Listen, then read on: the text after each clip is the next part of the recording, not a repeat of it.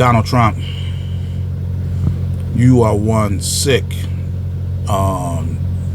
individual. I mean, I'm trying to contain myself. Last night or yesterday or whatever, he had reposted a picture of Hillary Clinton next to Kamala Harris. And at the bottom of the caption, it said how a particular sex act between the two impacted each of their lives differently. And I'm sitting up here, I'm like, you know, is there anything more disgusting than this? How do you have a conversation with a person like this? For the life of me, I don't understand why black people can't see in you what I see in you. And that is absolutely, you just a very contemptuous person, full of contempt. And like I say, when he got into it with this other female reporter, oh, no, it was Mika off of the Morning Joe. And he was saying how he ran into her at a restaurant. Said that she was bleeding from her eyes and her mouth and from other places. And I'm sitting up here thinking, I know this guy's not saying what I think he's saying. This is how he attacks females that he don't care for. There's no, like I said, there's no depth that he won't sink to. You already said, talking about Byron Donald the other day at some kind of rally you had, how Byron Donald is one of the smart African Americans. He's one of the smart ones. The others, not so good. How is it that black people don't see in this guy what I see in this guy? This guy is the Antichrist.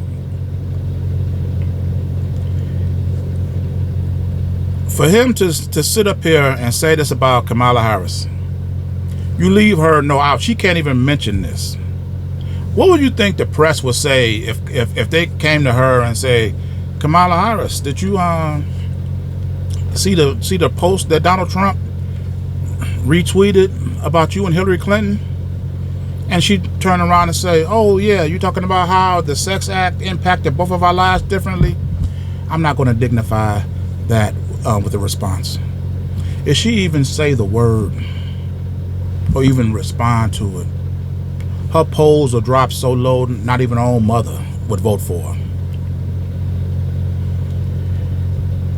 The disgusting thing about this is the fact that here you have Kamala Harris, an accomplished woman of color, black, white, brown, cocoa, however you want to identify her. She has to sit up here and actually debate with a person like Donald Trump, somebody who's been convicted of sexual assault, 34 felonies, and she got to actually debate to see who's most qualified for president of the United States. Is that ridiculous? You know, when they say that it's a misjustice to teach black children that you have to be twice as good as whites to compete, this is the prime example of that. This is the prime example of that. And you have to be twice as good, twice as tolerant. You got to turn the other cheek multiple times. That's just to compete. We ain't talking about being selected. What is it going to take for for people in general to say that this guy is just not, he don't have the mentality, the characteristics to be president?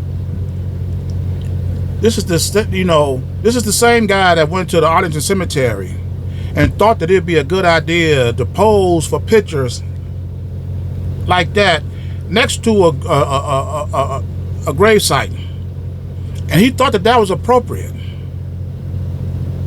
He thought that would be appropriate with the parents next to him. And then now you're doing this? So we see right now that this man has learned nothing from his previous administration. Nothing about diplomacy, tact, empathy, sympathy, compassion.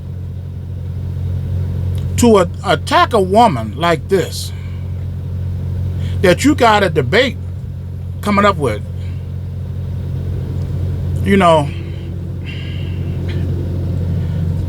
Kamala Harris, let me speak to you.